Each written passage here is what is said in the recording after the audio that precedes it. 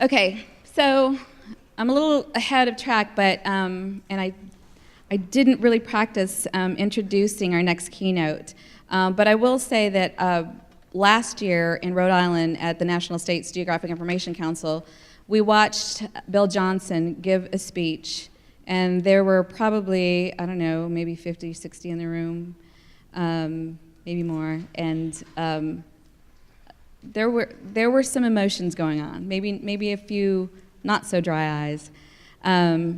Really compelling speech. Richard was just, as soon as he was done, he said, he's coming to the forum, that's it. We've got to get him to the forum. Bill Johnson is the former GIO of the state of New York. He has had a remarkable career. He is a remarkable person. Appgeo is lucky enough to have him now on their staff. We have been working with him. He's got some amazing ideas. So he has pretty much, it's kind of his life work. It's his life story, and it's his inspiration for you. And I think yesterday I talked a little bit about our want for you, our need for you, what we'd like for this forum to be to you, which is inspiring and get you motivated to get out there and do something with your career and make a difference in what it is that we do. Well, good morning, everyone. Before I get I haven't said anything worthy of applause yet. Before I get started, let me just say that, Felicia mentioned the National States Geographic Information Council, NSGIC. That's an organization it's an organization of state GIOs from across the country. And it's a group that I've been involved with since 1996. So I've gotten to know most of the state GIOs across the country. And you folks here in Texas are extremely fortunate to have the team of Richard and Felicia. They really are outstanding leaders, and I can say that with full confidence, having seen almost all the GIOs across the country. So it's really a pleasure to be here with you all.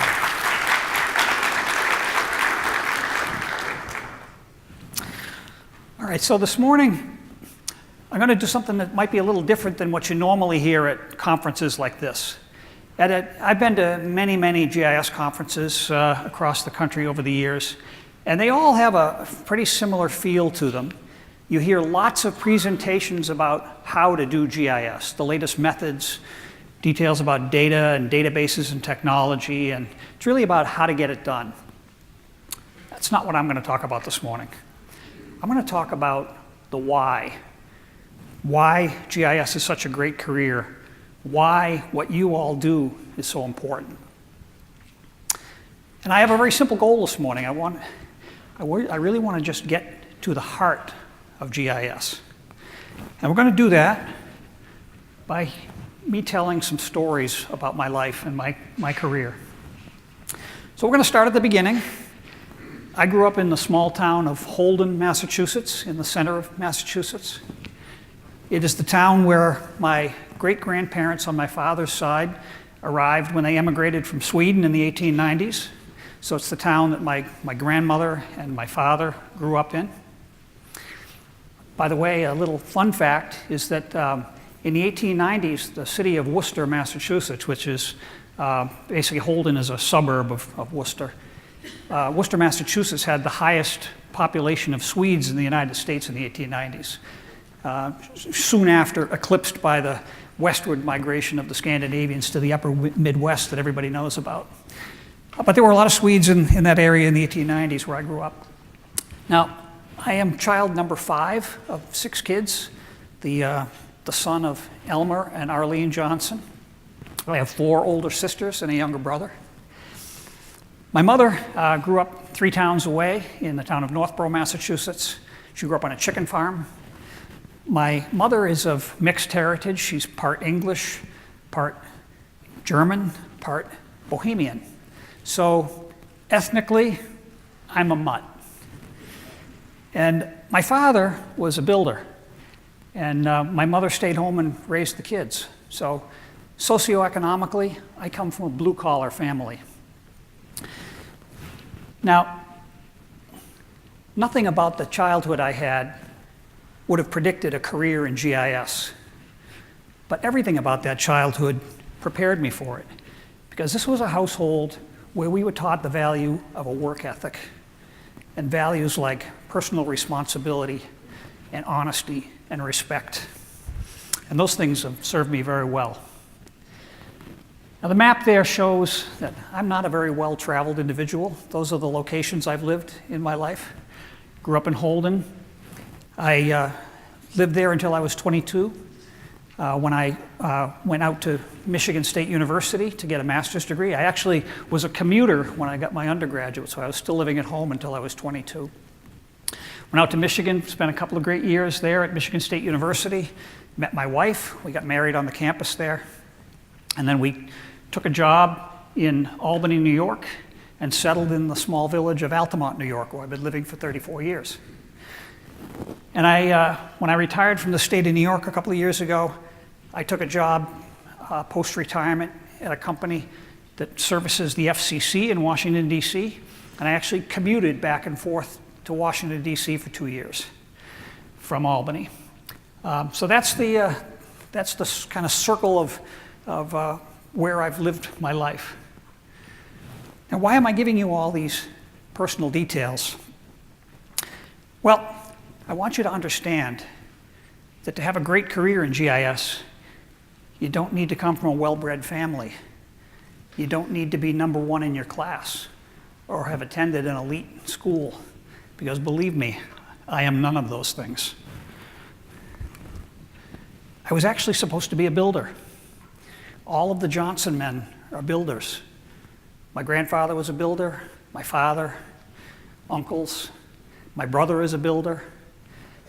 I've put myself through college and graduate school, spending all of my break times and summers as a carpenter.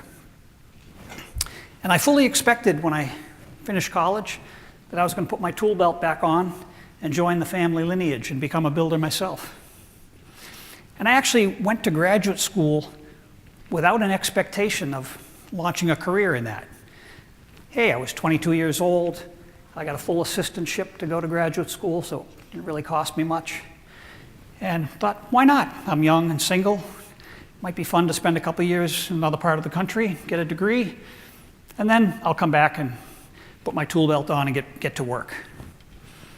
So that's what I did.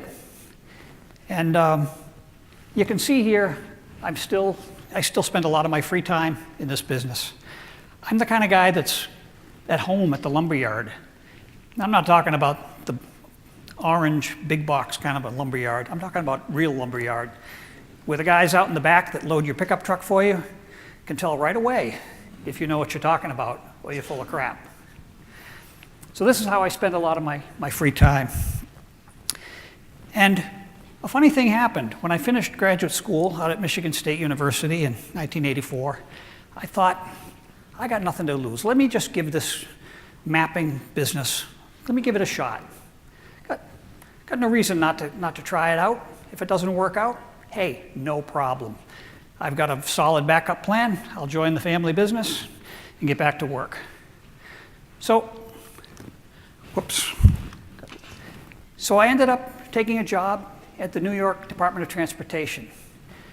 And I got incredibly lucky because honestly, I was quite naive.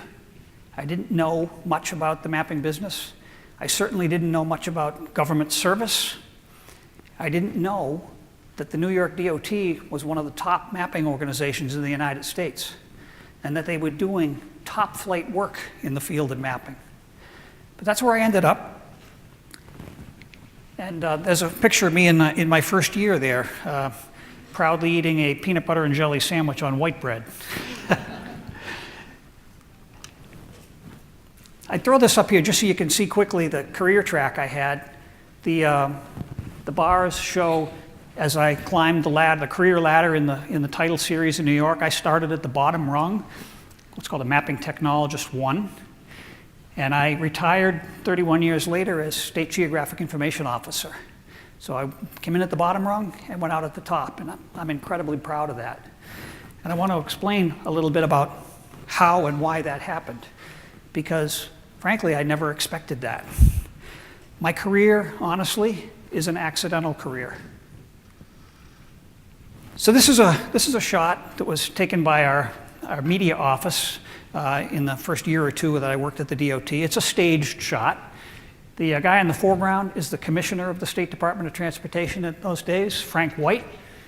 And to be honest with you, he had no more idea about how to operate that workstation than he did about brain surgery. But it made a nice publicity shot. The gentleman in the background there is Les Merkline, Leslie A. Merkline. He was the man that ran the mapping shop at the DOT. And I have another picture of Les here in his office. I want you to kind of make a mental note of that because Les is going to make another appearance a little later in this presentation. Sorry. We got to back up. Sorry, folks. I pressed too many buttons.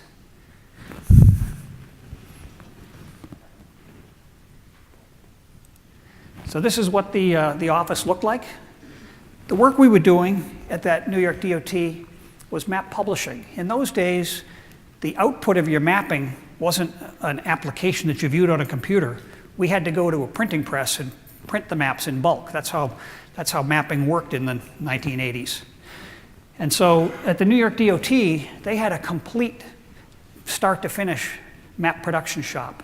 Upstairs was the photogrammetry division, where the crews upstairs laid out ground control targets for to be surveyed for control on our mapping. They planned aerial flights to collect aerial photography that were then loaded into stereo plotters for compilation of planimetrics and topography. And then on the floor that I worked, we did the map production to do all the pre-press work to prepare the map data to be converted into a set of film negatives that were then used to burn printing plates. And those printing plates were then carried downstairs where DOT actually had a map printing production shop in the basement of the building where we printed the maps. So we had the complete production workflow, which was a fantastic environment for someone like me to learn everything about the mapping discipline. And not long after I got there, they were in the process of converting from photomechanical production to digital production. And in fact, 2 weeks before I arrived, they had taken delivery of the first of these workstations. These are Intergraph workstations. And we had a whole series of them, as you can see here. At the time, I was making $20,222, and each of these workstations cost $120,000. So we ran them on 2 shifts because they were too expensive to let sit idle at that cost. Think about what the cost of your computer is as a ratio of your salary versus what it was when I started. Quite a bit different. So the work was really interesting. Again, I started this not sure I was even going to stick it out. I was just going to give it a try. But an interesting thing happened. Les Merkline was running a very progressive organization. He was a hard-driving guy. And something very surprising was what I found. He was trying not to do good work or adequate work. He wanted to do the best work. He wanted that shop to be the best map production facility anywhere. And that was the goal for everything we did. And that came as a big surprise to me. I had not expected, especially in government, that we would have a bar set so high. And something about that clicked for me. And I found that well suited to the way I like to work. And frankly, that's why I stayed, and that's why I made a career out of that. And it's really, really important. How about a little Latin lesson? Anybody up for a Latin lesson this morning? You've probably seen this phrase before, carpe diem. It translates literally to seize the day, seize the day. And it usually is in the context of making the most of the here and now, living in the present. But there's a bit of a deeper meaning that I like, and it's about challenging yourself, going down a new path, taking a risk, seizing that opportunity. Now, as I look back over the great range of GIS projects that I've been involved with over almost 34 years now, hindsight's a wonderful thing. And with the clarity of hindsight, I see a bit of a pattern. And that pattern is this. Nobody ever came to us with a clear set of requirements about exactly what they wanted us to do with GIS. Something that we could take and just convert directly into a GIS workflow and execute on it. No, that never happened. Instead, what happened was there was always an innocuous, simple request. Hey, can you make me a map of this or that? Hey, I hear you're the mapping guy. We're doing some reports. We need some maps for those reports. Can you help? And those simple requests, those simple conversations are opportunities that we can seize and get into a deeper conversation, explore, try to understand what are they really trying to get at? What problem are they trying to solve? And that then leads to a round of experimentation, of trial and error. Maybe connecting the dots on some things you've seen earlier or tried earlier or heard about. Maybe some of those are dead ends and you backtrack and try some other things. And at the end of the day, you may end up with something completely different than what was initially suggested in that innocuous, simple request. I find that fascinating. And in the world of GIS, I call that Carpe Geo. So we're going to explore this Carpe Geo a little bit. And I think before I get into the next story, I just want to say that what I like about Carpe Geo is it's suggestive of the richness of GIS, the multidisciplinary nature of GIS, the collaborative nature of GIS, because all of us in this business have the opportunity to do this, where we can seize these opportunities to do great things with GIS. So I've got an example I want to walk through with you. In September of 2012, New York City experienced some pretty dramatic flooding from Superstorm Sandy. Some of you may remember that being in the news. It was not, frankly, anywhere near as severe as the flooding from Houston recently, but this was a big deal in New York City. And if you remember the news from 6 years ago, there was a storm surge that came in and was funneled by the shape of the shoreline and created a storm surge that flooded Lower Manhattan and knocked out the power substations around Lower Manhattan, and also flooded the subway tunnels, if you remember those days, with salt water. In fact, they're still recovering from the saltwater damage to those systems. And so as a result of that, the governor created a special blue ribbon commission called the 2100 Commission. And that commission was staffed up with luminaries from engineering companies, from academia, from policy think tanks. And they were tasked with spending 2 months coming back with a set of recommendations on what should we do with infrastructure over the next 100 years to be more resilient, with the idea that between now and 2100, we're going to be doing some rehabilitation or replacement of virtually every piece of infrastructure. So what do we do to be more resilient for future storms? And so this commission was working, and in November of 2012, I was sitting at my desk one day, and I got a phone call from a woman in the governor's office. And she said, "Mr. Johnson?" "Yes." "I hear you're the mapping guy." Here we go, right? "Yes, I am." And she said, "The governor has set up a 2100 commission," which I had not known anything about at that moment. "And we are developing a series of reports on a very quick timeline.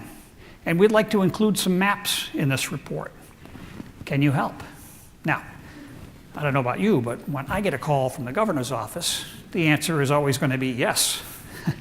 So of course I told her yes.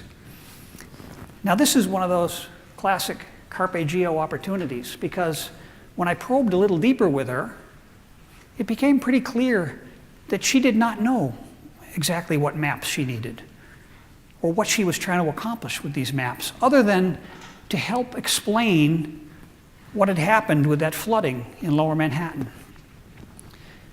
So a bunch of us in the office started batting around ideas. And I had one of those moments where I was able to connect the dots to something I had seen much, much earlier in my career. When we had first started dealing with digital orthoimagery in the mid to late 1980s, there was a fellow in our coastal program who had taken the first orthos that we had and had overlaid them with scans of maps of the barrier islands off of the south shore of Long Island. Now, I know most of you don't know the geography of New York State and Long Island, but Long Island is basically a glacial moraine. It's a sandbar left behind by the glaciers. And the ocean-facing shoreline of Long Island has a series of barrier islands that are basically very ephemeral sandbars that shift and move. And this gentleman had taken maps from the 1890s of those islands and overlaid them with the orthos, and you could see incredible change in the shape of those landforms in just that period of time. And that was tucked away in the back of my mind. And I recalled that, and I thought, I wonder if the shoreline of Manhattan has changed at all. Because I had some anecdotal recollections that there had been fill and things buried around the shoreline, and there had been some shoreline change. I thought it might be interesting to explore that idea a little bit. So that led to a search for data. So we needed an accurate current shoreline. That was very easy to get from the city's GIS office. But we also needed an original shoreline file. And then we needed old maps, historic maps, that could show us what the shoreline was at different periods of time. And we got lucky. I had also remembered from a GIS conference I'd gone to sometime in the 1990s where Eric Sanderson from the Wildlife Conservation Society had done a project called the Mannahatta Project. Some of you may have heard of it. It was actually a cover story on National Geographic magazine sometime probably about 15 years ago. And what they had done was try to recreate what the island of Manhattan was like before Westerners arrived in 1609. And so Eric Sanderson, through that project, had created digital data that represented the original footprint of Manhattan before it had been modified as a result of our civilization. So I was able to get that 1609 shoreline. And then I needed to find other historic maps. And so I started making phone calls. And I called, one call led to another, led to another. This, by the way, is the value of your network. There is hardly anything more valuable in the business of GIS than your professional network. And I eventually was connected to someone I had never heard of or met before. His name was Matt Knutson. And Matt was the map librarian at the New York Public Library. Now, I know most of you are probably not familiar with Manhattan, but on Fifth Avenue in Manhattan is the main branch office of the New York Public Library. It is a beautiful stone building with stone lions out facing the sidewalk out front, and inside are these gorgeous reading rooms with 30-foot ceilings. If you go to Manhattan, you should go visit the main branch of the New York Public Library. It's a beautiful, beautiful place. Anyway, Matt had an office down in the basement of that building and had been toiling away for years with their collection of historic maps. They had begun to scan them and geo-register them. And he already had about 40,000 maps from their collection digitized. But hardly anyone was using them because they didn't know much about them or how to put them to use. So I called Matt and explained to him what I wanted to do, and Matt got very excited because he was a great use for those historic maps, and he said, I'm on it. And that was at the end of the day, and I got to work in the morning, and within an hour of being there, Matt called me, and he had clearly spent a bunch of hours after the library had closed, pouring through his collection, and he said, I've got what you need. And he sent me a series of links. He had already uploaded these scanned and geo-registered files. He had a set of maps going back 400 years that showed us what we wanted to find out about shoreline change in Manhattan. So I'm going to show those to you now. Now, I have to tell you that from a GIS standpoint, this is child's play. There's nothing sophisticated about this. All this is a stack of old map scans stacked up so we can look at the change from one to the next.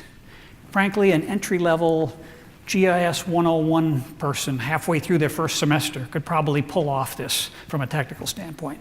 So it's not that it was sophisticated, but I think it tells a pretty powerful story.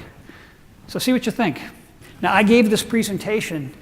I went down to Manhattan and gave this presentation to the 2100 Commission, a room full of dignitaries, on December 18th, 2012. I was given 10 minutes to do this. So this is what it is. Most of you are probably not totally familiar with New York City. There's actually 5 boroughs of New York City. They include Bronx, Queens, Kings, and Richmond, which is Staten Island. But the heart of New York City is the island of Manhattan. And we're going to focus on the southern tip there where settlement first occurred. This first map is the Eric Sanderson Manhattan Project 1609 recreation. This is what Manhattan is believed to have looked like in 1609 when Henry Hudson first sailed into the New York harbor in the Half Moon. And that marks the beginning of Western arrival in Manhattan.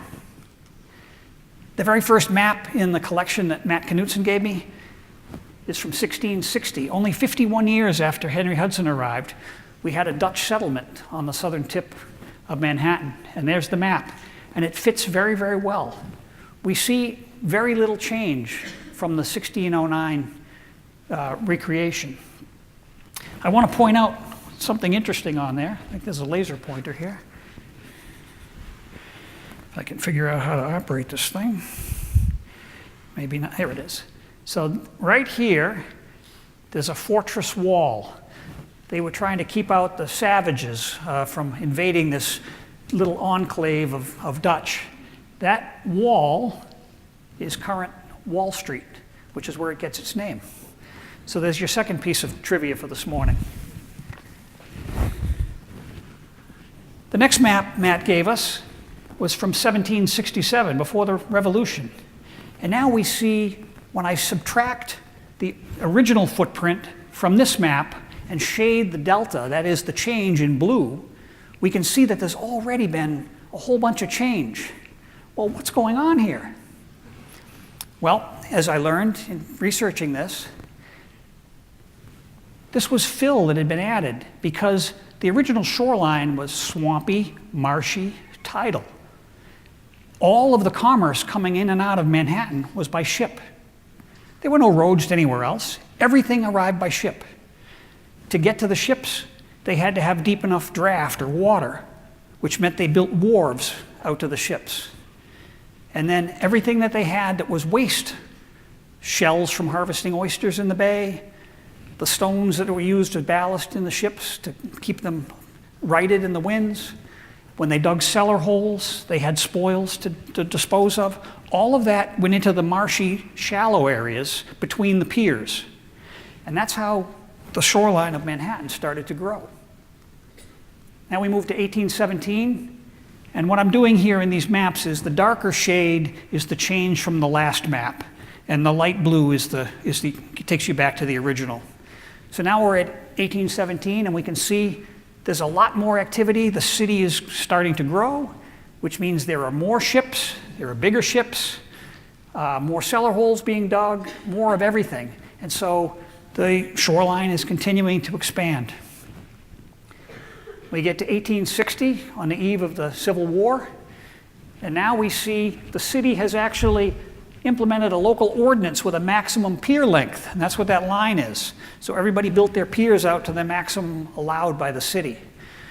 And now, again, the traffic is growing, the ships are larger, they sit deeper in the water, so the piers have to go out farther so that you can accommodate them. And now there's a lot more activity in the Hudson River. This is, the east side is the East River, and the west side is the Hudson River. And most of the original activity was in the East River, and now the Hudson is getting a lot more construction as well. Then we get to 1924, and something really fascinating happened in 1924. The city engineer for the city of New York commissioned aerial photography in 1924. Isn't that amazing? And so you can actually see now in these 1924 photos that have been all stitched together into a mosaic, you can see the ships tied up at the docks. You can see all the buildings. And you can see that more activity and larger piers are continuing to go up the west side in the Hudson River. And then finally, we get to our current ortho-imagery. And we see now that on the west side, going up the Hudson, that land in between all those piers has been completely filled in. That's now developed land. It's Battery Park City. And let me get the laser pointer again and point out another feature that you might remember. This site right up here, that's all on the landfill, is the site of the World Trade Center. So what we see from this sequence of maps is that the shoreline of Lower Manhattan roughly tripled in 400 years. And now here's the real pièce de résistance. We overlay the Sandy storm surge in yellow, and we see that the storm surge water matches very, very closely to the landfill area, except for a few areas that were low and marshy all along. Other than that, that footprint of the shoreline, of the man-made filled area is what flooded. This was very revealing and enlightening to the 2100 Commission. And to be honest with you, it changed the course of the discussion of that committee. It was one of the most profound things I've observed in my career, to see the power that this storytelling with maps could have on important policy discussions. Now, that's the end of that particular example. I want to talk for a few minutes about this concept of a virtuous circle.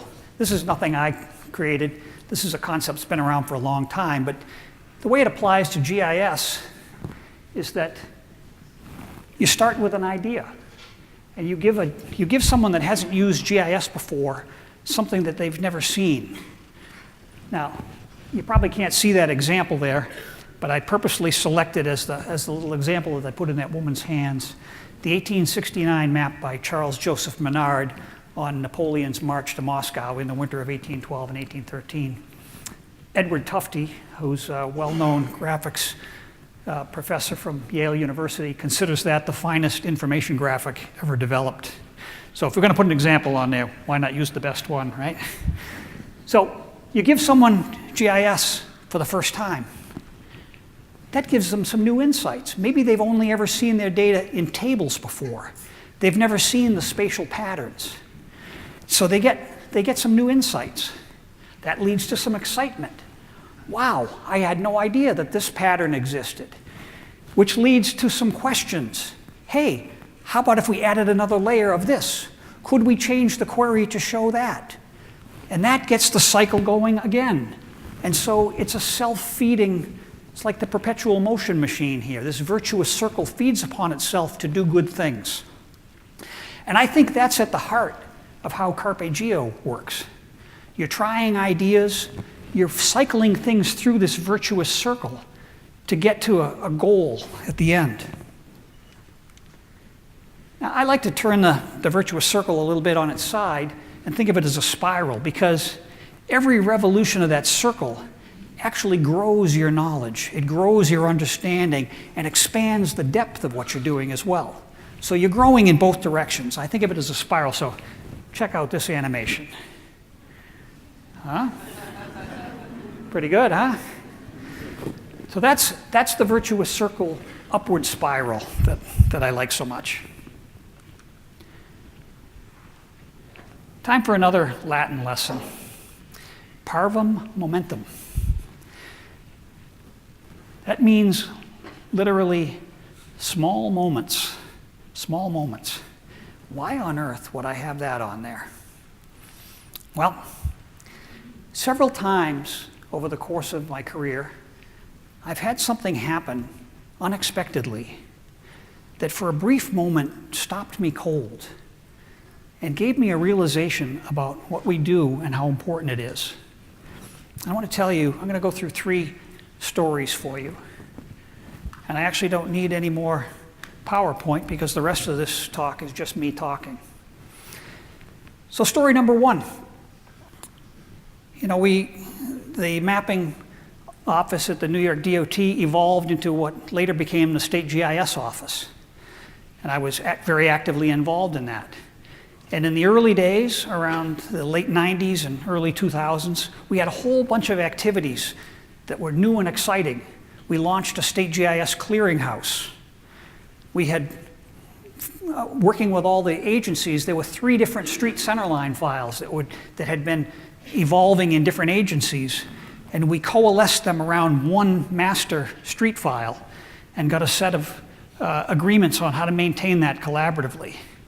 And we had a training program, and we started an ortho imagery program, and all of these things. And we created something called a data sharing cooperative that was encouraging counties to contribute their parcel data to make it available to others. And so all of these things were going on in the office. It was a very busy time, a very active time. But for me, the work was a little bit esoteric.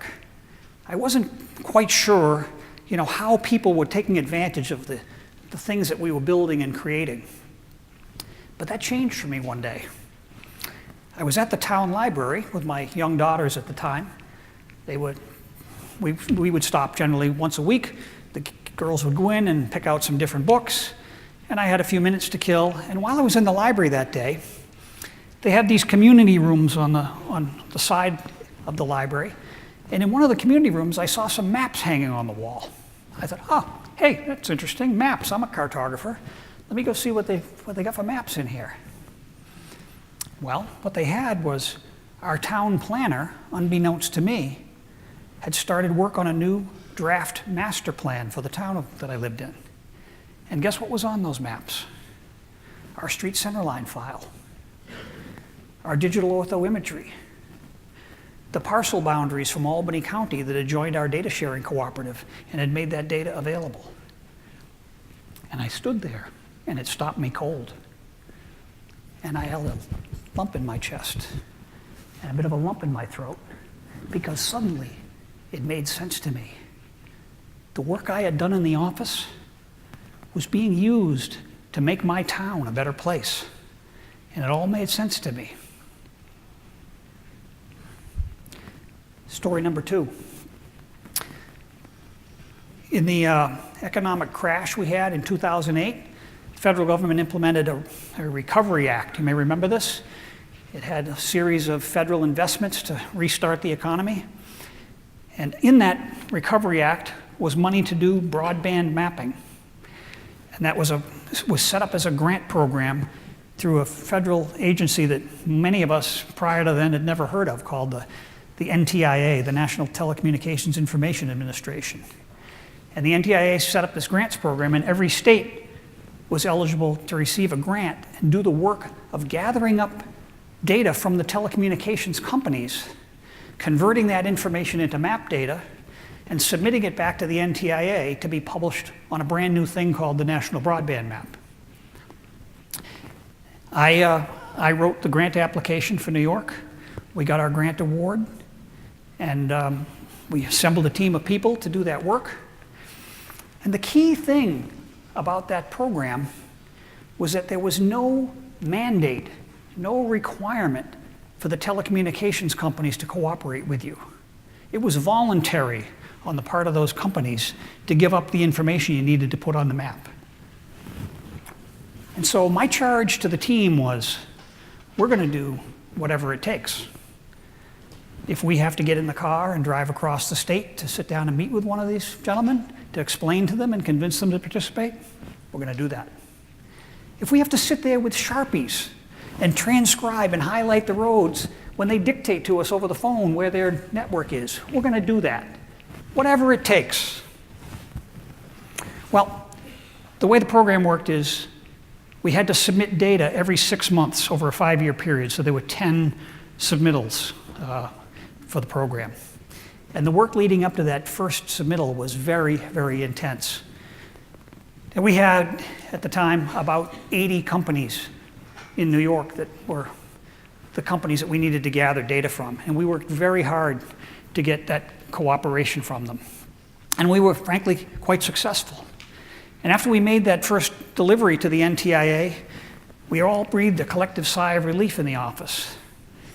And then I thought to myself, the reason this worked is because all these companies cooperated with us. Wouldn't it be cool if we sent them a handwritten thank you note? I'll bet nobody out there has ever gotten a handwritten thank you note from somebody in government.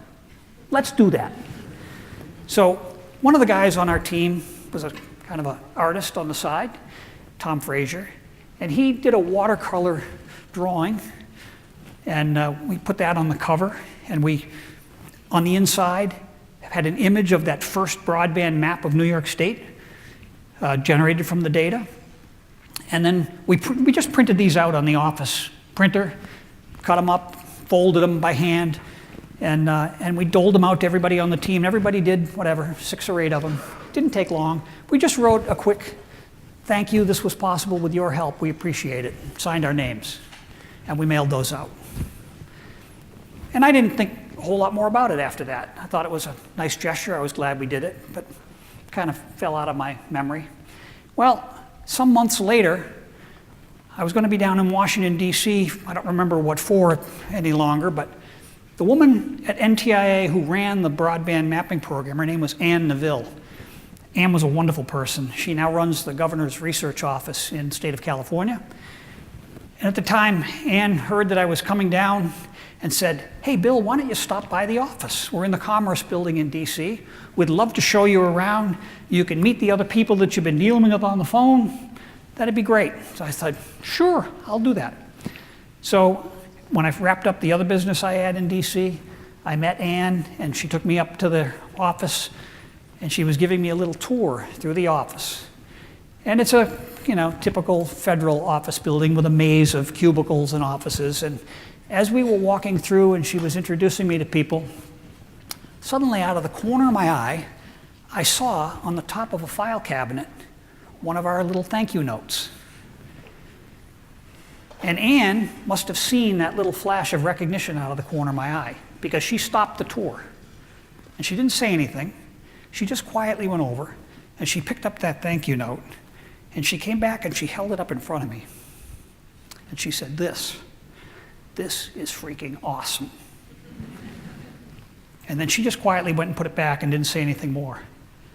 She didn't need to say anything more, because there it was again, that thump in the chest, that lump in the throat, and I knew we were doing the right thing. Story number 3. When I was getting ready to retire from the state of New York in 2016, March of 2016, my number 2 guy who was promoted into state GIO role after I retired, his name is Frank Winters, wonderful guy. We worked together for 25 years. Frank said, Bill, I'm going to hold a retirement party for you. Who would you like me to invite? So I started making a list. I had a scratch pad on my desk, and as I remembered people, I'd add them to the list. And the list was growing, and as I was thinking about it over the next few days, I was thinking back further and further in my career to people that had had an impact on me. And I eventually landed on the name Les Merkline. Now, and I wrote his name on the list. And I got to thinking, Les had retired in 1996, 20 years before my retirement date. And I had lost complete track of Les. I'd never seen him in those 20 years, didn't know where he was or what he was doing, didn't even know if he was still alive, to be honest with you. And, but I thought, let me see if I can do a quick online search here. Now, luckily, the name Leslie A. Merkline is a little more distinctive than Bill Johnson. And I was able to find him. He was living in Naples, Florida, and there was his phone number on the screen. I thought, why don't I give him a call? So I dialed up the number, and on the second ring, Les Merkline answered the phone. We hadn't talked in 20 years, but it was like those 20 years were gone. And we had a wonderful chat, catching up on various things. Really, really a nice reconnect. And as we got into that conversation, I finally got to the point where I said, Les, I want you to know why I called. I'm getting ready to retire. And I've been thinking about the people who influence me. And I want you to know something, Les. The reason I stayed in government is because I learned from you that we can do great work in government. And that inspired me. And that's why I stayed. And the phone got kind of quiet. Now I have to tell you a little bit about Les Merkline before I finish this little tale. Les was a hard man. He pushed us very hard. He was not the kind of guy that would show emotion. He was demanding. He could be condescending. But he wanted the best from us. He retired in 1996, and when he retired, to be honest with you, he had worn out his welcome. A lot of people were glad to see that old hard ass leave the building. And I think he felt like maybe his work hadn't been appreciated, that maybe his years of service, his 30 years of service at the New York DOT had been in vain. I was thinking about this after the fact. This was not on my mind at the time of the call, but I was processing this afterwards. So when the conversation resumed and Les started to speak, I could hear that his voice was on the edge of cracking. I could feel the emotion in that moment. And it was like the doors to his soul opened up. And in that moment, over a 2,000-mile distance, we had a perfect connection in that moment. And what he said to me is, Bill, you have no idea how much this call means to me.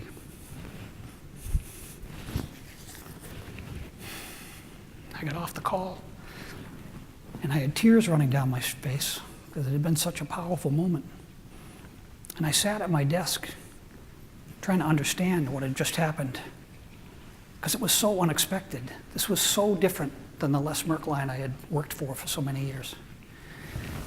And what I realized was we can give these powerful moments to somebody else.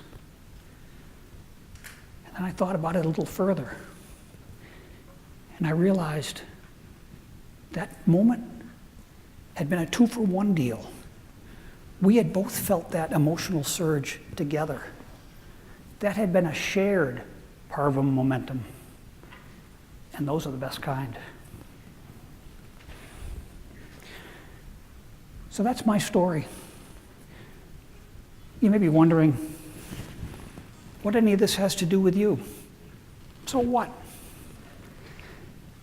Well, this is the part of a presentation where the speaker is supposed to pull the threads together, tease out that theme, and give you a rousing call to action to inspire you to go forward and do something new.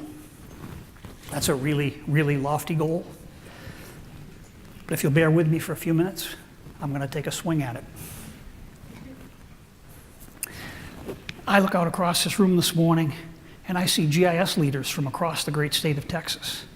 People from TNRUS, Texas DOT, Parks and Wildlife, counties, fire departments, USGS, many other agencies and organizations. All of you are working to create the conditions for GIS to be effective in the public sector across this state. And how are you doing that? You're processing LiDAR data to identify flood-prone areas. You're building tools to put in the hands of first responders so they can more effectively deal with natural disasters and emergencies. You're creating capabilities for landowners to help the state more effectively manage a deer herd. You're building a statewide parcel data, which is the building block for so many important local government functions. You're publishing open data to the public in a way that helps promote confidence and transparency in government. You're doing all of those things and much, much more too. All of it has the ultimate goal of making government work better. That's Carpe Geo. The fact that you're here at the Texas GIS Forum tells me that you understand the multidisciplinary nature of GIS, the need to connect with your colleagues, the need to collaborate and work together to make things better for the state of Texas. Each of you is here because you recognize the value of leveraging individual efforts into a collective effort. You go to the meetings, you hatch ideas, you put in the time and the effort. You put those ideas into actions to make things better. That too is Carpe Geo. Many of you are at the midpoint or beyond in your careers. And while you may not realize it, you're mentoring the younger GIS professionals coming up the career ladder behind you. GIS leaders of tomorrow. And you're teaching them that the real key to success isn't the technology or the tools, even though they know it and love it.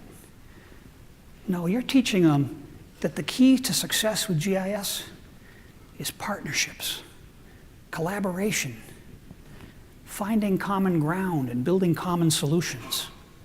And that we get there by building trust, by working at the highest level of ethics, by striving day in and day out to maintain a great reputation.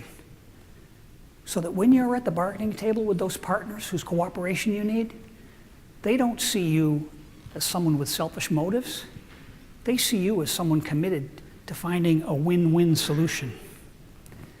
Now, you may not feel like you're deliberately mentoring your younger colleagues this way, but trust me, they're watching you, they're learning from you, and you're leading the way.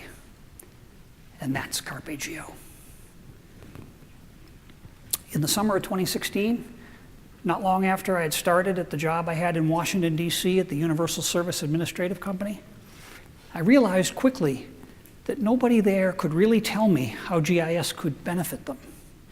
So we worked up a GIS proof of concept project where we gathered up data from each of the 4 divisions and worked up real examples with real data to show them the range of possibilities with GIS. And that culminated in July of 2016 with a presentation to the USAC Board of Directors. And I was giving that presentation, and I got about halfway through, and one of the board members held up his hand and stopped me. He said, "You're like Oppenheimer, unleashing something incredibly powerful." He was referring, of course, to Robert Oppenheimer, the lead scientist on the Manhattan Project that developed the atomic bomb in World War II. And I'll have to admit, that is the first time in my 34 years that I've heard GIS equated to nuclear weapons. But he had a point.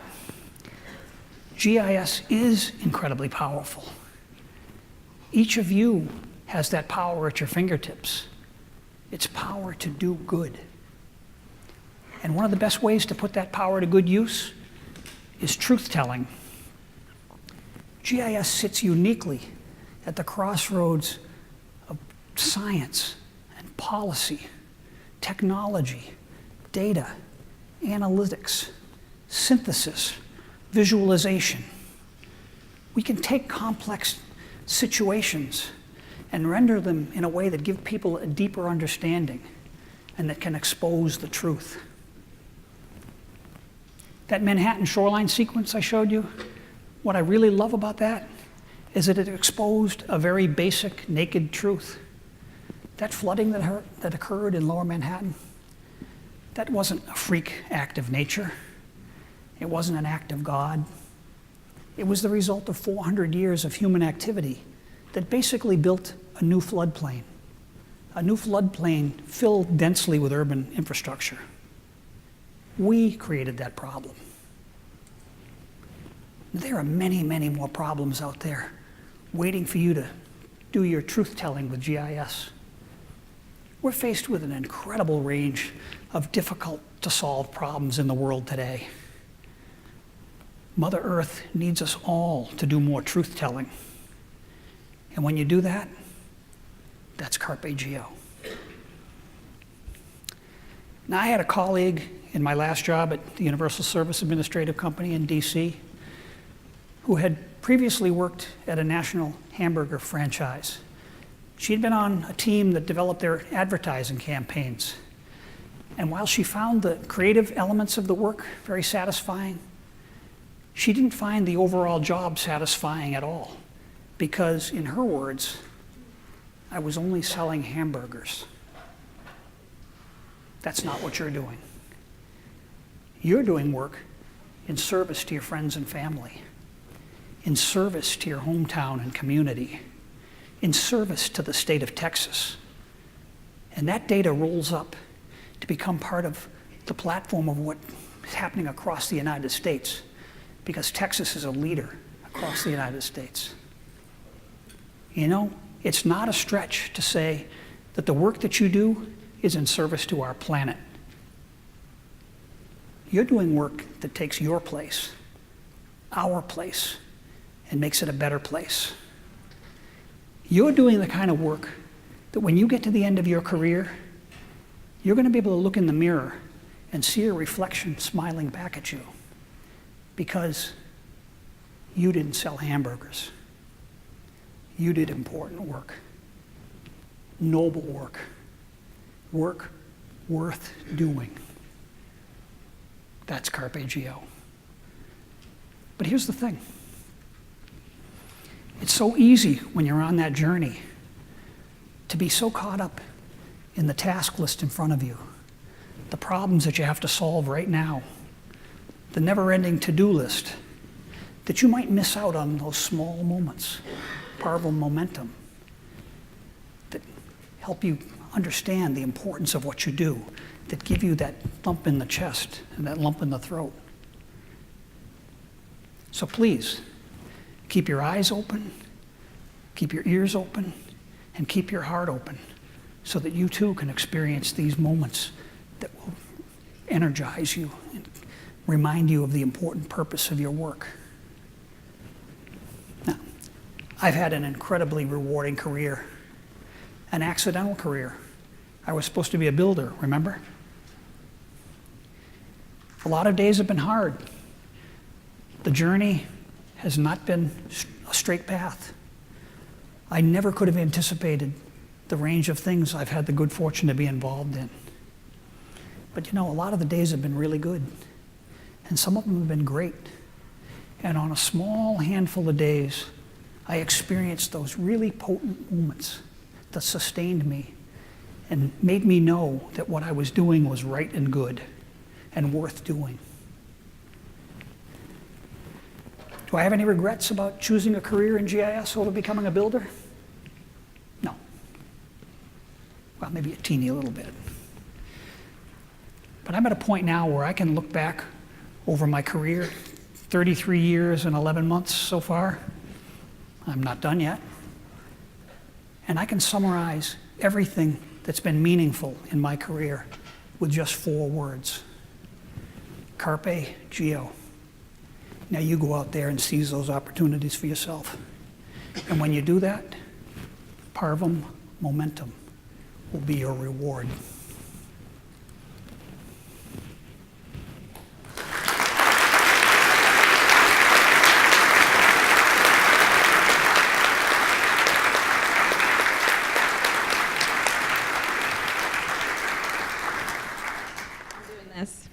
This is what my heart's doing right now. That was amazing. Does anybody have any questions for Bill? Anything at all? You're on your career track right now. Want to ask him any questions about what he went through? No questions. You're all stunned because you're thinking about your careers. I don't bite. I'm going to throw this to you. I'm going to try to. Or left. No, you better do it. You throw that over to Andrea. That's all right. So I just speak, oh yeah, you speak into the box. So when you were talking about your Manhattan Shoreline example, one of the things you had in there was how easy it was to put this data set together, that it doesn't take a very complex skill set to be able to pull all this data together. Mm-hmm. But what did take a lot of time and resources is the data that fed that analysis. And so one of the things that I find difficult to sell sometimes is this idea of why it's worth all the hours and money to pay people to do this tedious work of scanning and georeferencing or entering data in databases. And so with your years of experience and how you were talking about your example of going into the library and finally seeing all of your tedious work put together into the city planning, maybe you could speak to that experience a little more. Sure. So I think what it really boils down to is the importance of making your work public, of sharing your work. You know, nobody in GIS has everything they need to do their work. You always need data from other sources. I don't know of a single example where everybody is completely self-contained with what they want to do with GIS. So in order for your information to be shareable, you know, it has to be publicly posted. And the best places to do that are on the kinds of clearinghouses and portals that organizations like TINRIS have. And that also means that you need to have metadata on there so that the data has the right tags and keywords, can be discovered, and that the person who discovers it has the information that tells them about how it was derived and lets them make a proper judgment about whether it's suitable for the work. So I think that's the key, is to be as open as you can with all of your work. All of you, be as open as you can with your work. Oh, we got it. I just have a quick follow-up with that. And I think part of it too is maybe sometimes we undersell what we do because we say how easy it is to just turn layers on, and we don't sell that side of like, yes, but this also represents someone in the basement of a library doing, you know, years of map archiving.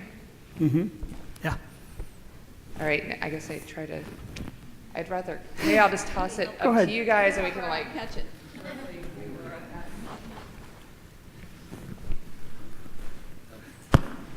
Yeah, my comment, just reflecting on what you said, and having been a GIS manager and being approached by upper management to put together projects, you know, the grunt work that went into all that mapping by the library in New York was really what made your project possible. And it's kind of the old cliche that how long will it take to do this map? Well, it all depends. If the data is available, it might take 30 minutes, but if it's not available, it could be 30 years of work. I mean, it all depends on what data is there. So that just emphasizes the importance of, you know, sometimes, I guess when I started GIS, it was all about tracing. You know, it was the kindergarten skills of tracing a line on a digitizing tablet. And it's just incredible how much data we now have available. But sometimes, you know, knowing where that data is and getting access to that data and having that data in the public domain, perhaps even more importantly, is really critical to whether that project's going to be doable in the time frame that's available. And I think that that's something you're very aware of, and probably people in this room are aware of. But kind of that history of how that data comes together and then is made available for you to use is really the critical part of it. Yeah, no, well said, thank you. Yeah. Anyone else? This one back here, about 5 rows back.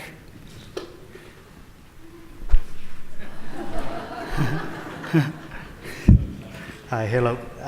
So I guess coming from where you started and where you are now, what are some new innovations in GIS, or where do you see it going? Or some things you're more interested in or more excited to see? I'm having a little difficulty hearing you. I guess, okay, so let me start over. So coming from where you started and where you are now, what are some of the innovations or the things that you see where GIS is going? What are you most excited about seeing coming to fruition? Yeah, you know, I'm least excited about the technology. I'm most excited about this process of coming together with other excited people and harnessing that energy and doing good work. And you know, I'm naturally an introvert, and you know, so it's work for somebody like me to kind of go out of their comfort zone and do this kind of outreach to other people. But that's what you need to do. And I think that's probably the most important thing I've learned over this career. Thank you. Anyone else? This way in the back here.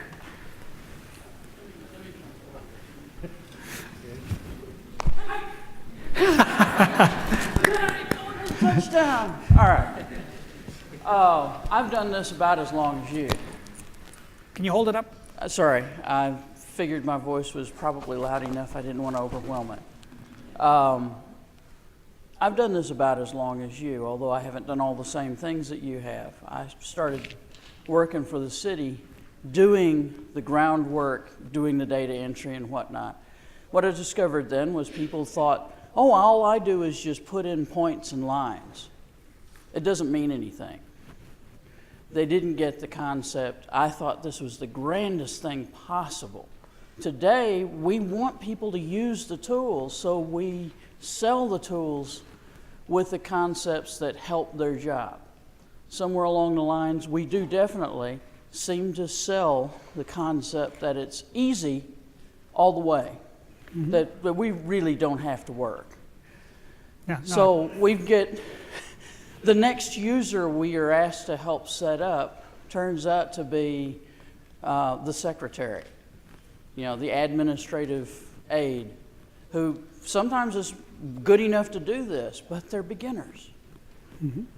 Somewhere there's a fine line between helping them understand how we can help them with the technology if they will use the basic tools, and then when there's something complicated, let us know we need to help you with that. Talk to us before you try to develop this data set, because you may be doing something that has already been done, or you might not be considering something when you build it. How do you find that fine line and get it communicated to those customers? Well, there's no magic wand there. And it's a different line on every project. And a lot of it is, I think you have to be willing to try things, to take some chances. And, a lot of them will be dead ends. You'll back up and go another direction and maybe back up, but eventually you'll find the right one. That's kind of what we were finding, but I thought maybe you had a better answer.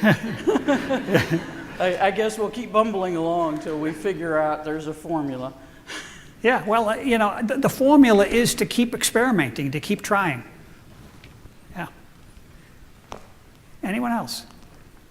All right, let me tell you that we have on the Appgeo website, we've recently added some pages on Carpe Geo. So if you want to go to appgeo.com/Carpe Geo, all in one word, you'll find some additional resources there. And please stop by our booth. I'd love to hear your stories, and let's talk. I think one of the things I've observed is that these kinds of conversations about what's meaningful with GIS, we don't have enough of them. And I think they're really important. So please, stop by. Let's have a conversation about what's working for you. And just that process of sharing energizes both parties in those conversations. So let's have some of those in the time left with this conference. Thank you.